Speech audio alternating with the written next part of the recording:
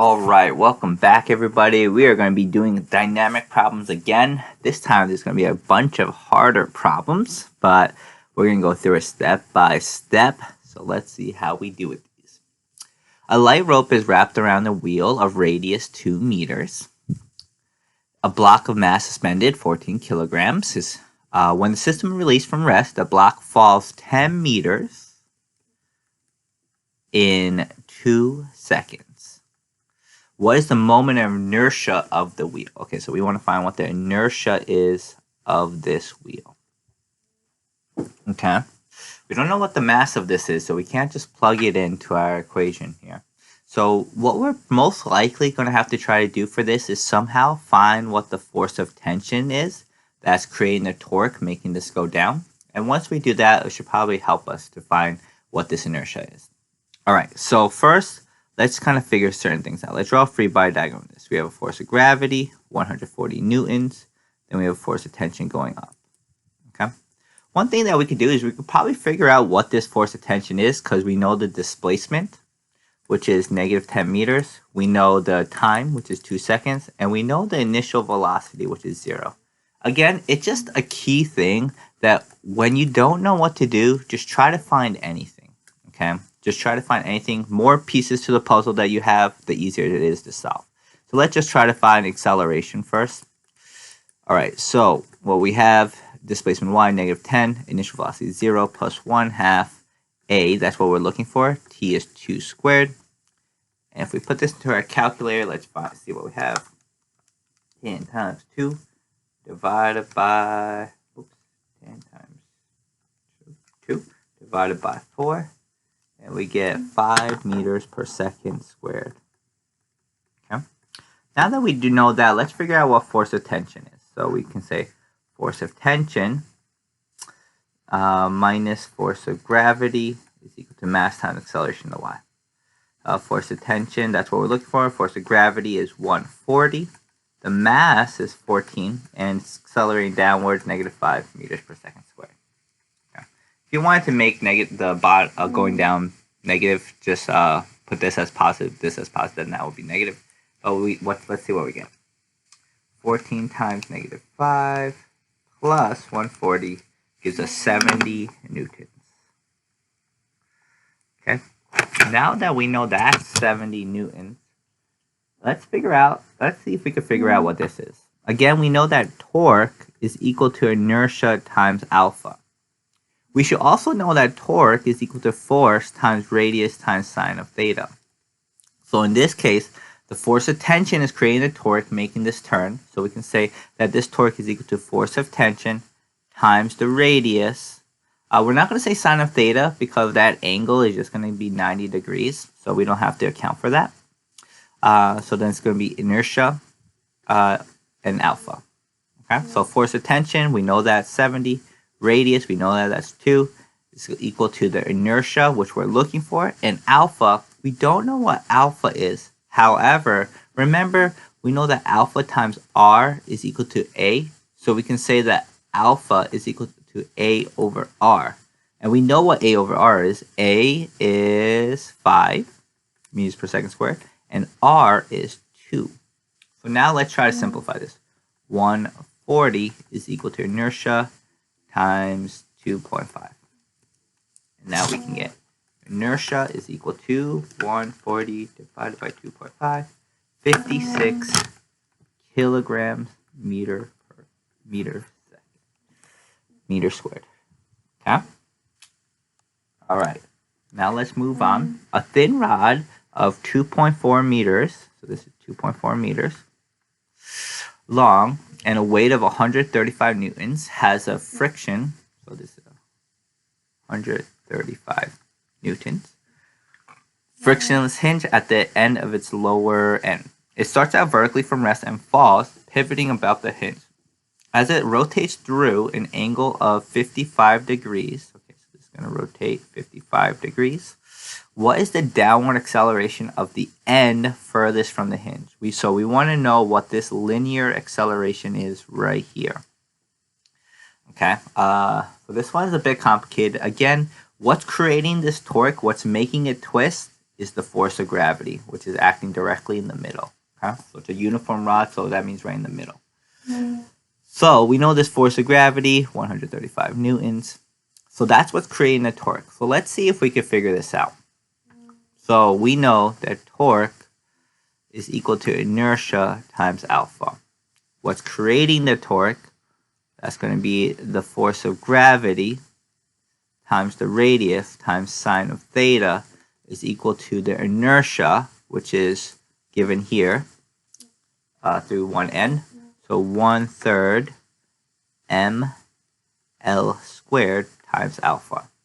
So force of gravity, 135. The force of gravity is acting this far from it, so that's going to be 2.4 divided by 2, so that's going to be 1.2 meters. 0.2 meters times 1.2.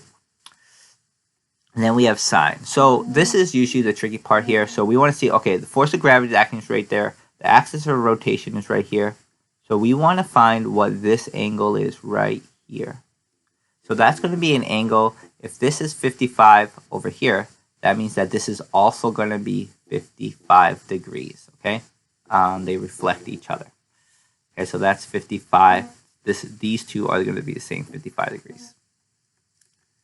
And it's going to be equal to 1/3 m. We don't know what m is, but we know if its weight is 135 newtons, that means its mass is going to be 13.5 kilograms. The length of the whole rod, that's going to be 2.4 squared. And then we have alpha. So now let's try to clean this up a little bit. 135 times 1.2 times sine of 55. This side here is equal to 132.7.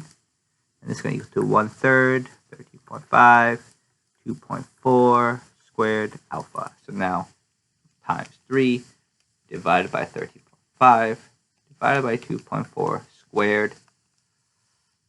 And then we get alpha is equal to 5.12 radians per second squared.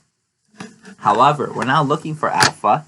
We're looking for the acceleration at the end right here. Okay?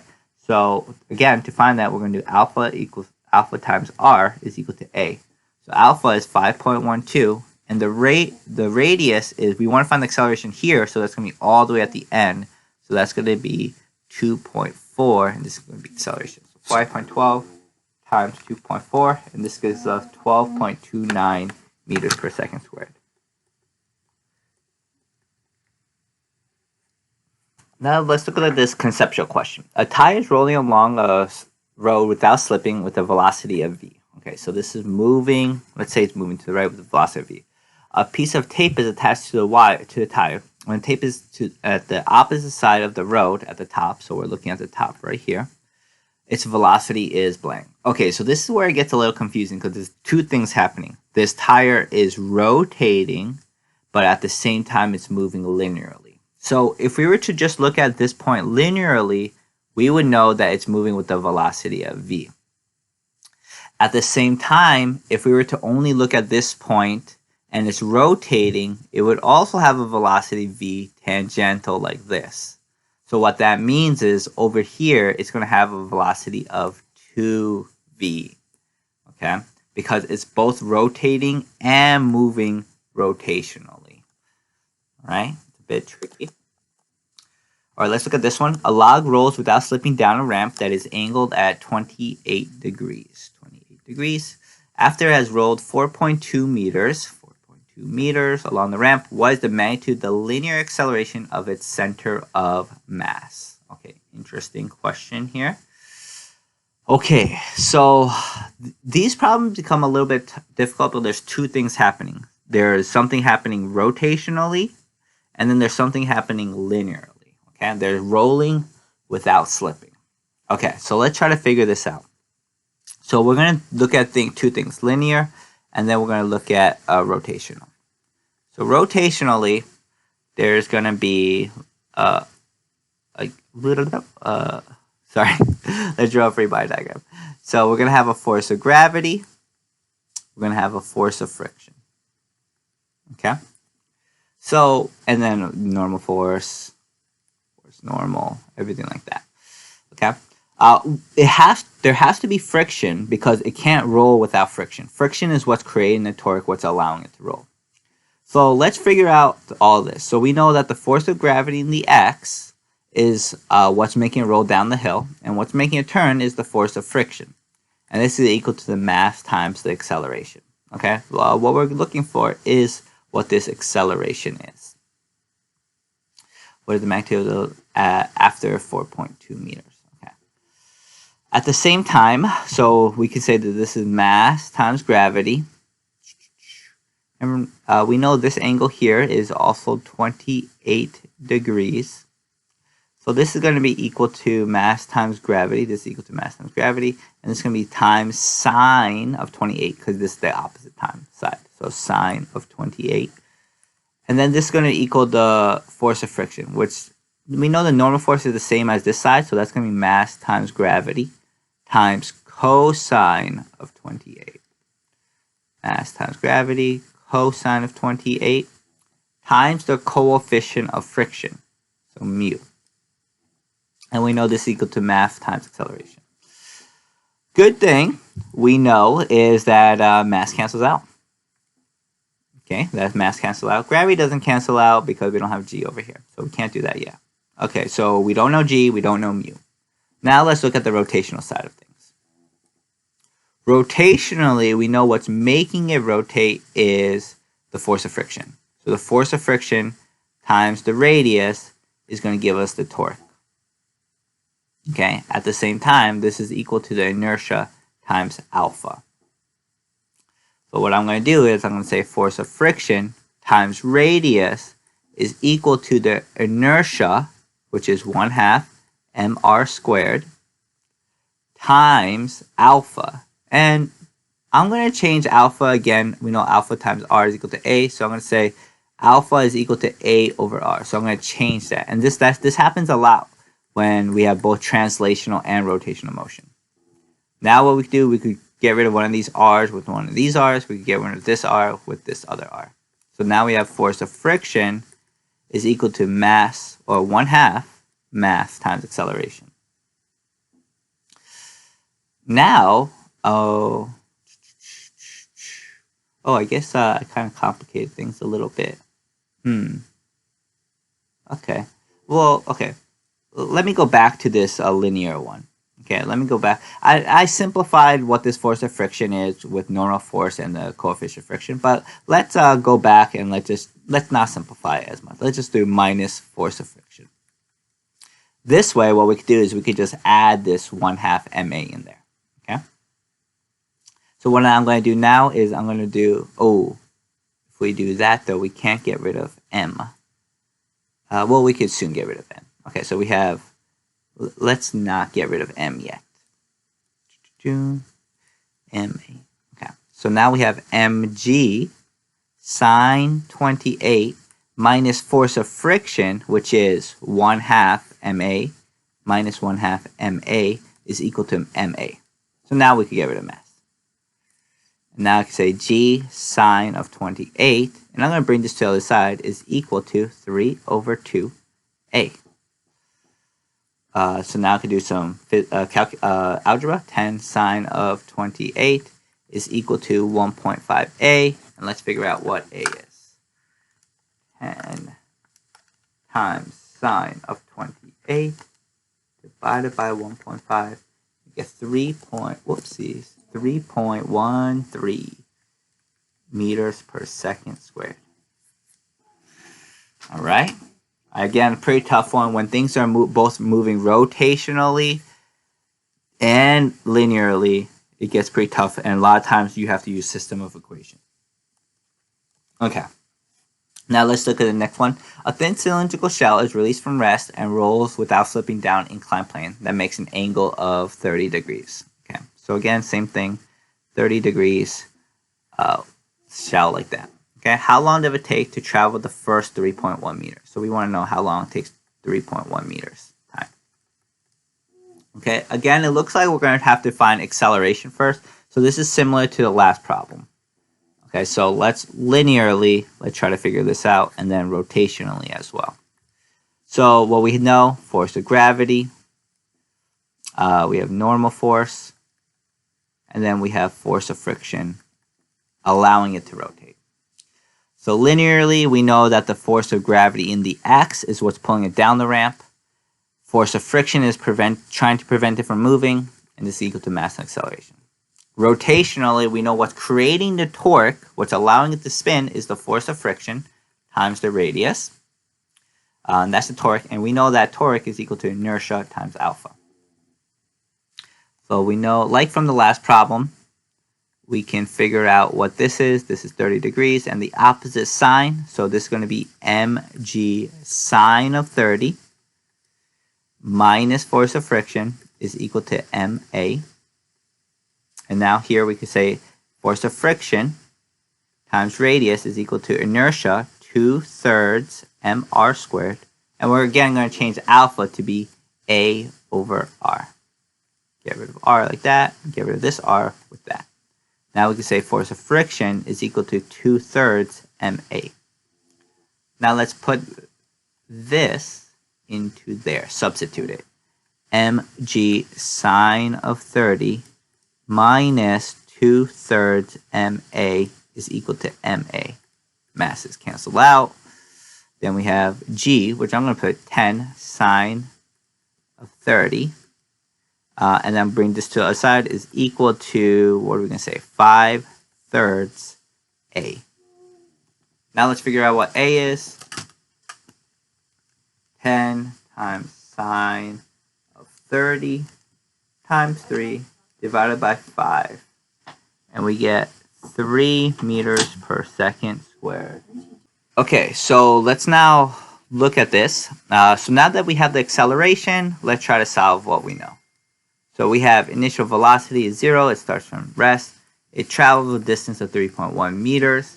And then we also know that the acceleration is 3 meters per second squared. Now we can find the time.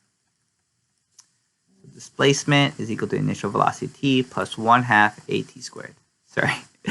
3.1 is equal to 0 plus 1/2 3 t squared. Now let's put this into our calculator. 3.1 times 2 divided by 3. And we get 1.44. T equals 1.44 seconds. Please. Okay. All right, moving on. All right, let's look at this next problem, or the last problem. A uniform solid cylinder is being pulled horizontally by a force B. So it's getting pulled right from the middle, as shown in the figure. The cylinder has a radius of 0.65 meters, okay, and a mass of 51 kilograms. Rolls without slipping. What is the magnitude of the force B required to give the center of mass an acceleration of 2.8 meters per second squared? So we know that this is going at a rate of 2.8 meters per second squared. So what is the mass? So we're looking for what this force of B is equal to. So let's kind of draw a free body diagram of this. We know force of friction, and then we know force of gravity, and then we know force normal. Okay? So let's try to figure this out. So linearly, what we can say is the force of B minus force of friction is equal to mass times acceleration. At the moment, we don't know what force of friction is, so this is going to be hard for us to figure out. However, rotationally, we know what's allowing it to spin or turn is friction. So we can say, we know torque is equal to inertia times alpha, but we also know that torque, what's allowing it to spin, is the force of friction times the radius. And we don't have to do sine because, again, it's 90. And this inertia is 1/2 mr squared. We can change this alpha to be a over r. Get rid of this r. And then we get force of friction is equal to 1/2 ma. Now let's put that in, let's substitute that back. So FB minus 1/2 ma is equal to ma. So I could say FB is equal to 3/2 ma. So 3/2 m is equal to 51, and acceleration is 2.8. All right, we are getting to the end of this. times 1.5, and we get 214.2 newtons. All right, your answers might be a little bit different if you're using 9.8, but that's what you should be doing around. All right, I know this was rough. Good job if you're able to follow along. Thanks for watching, guys. Bye.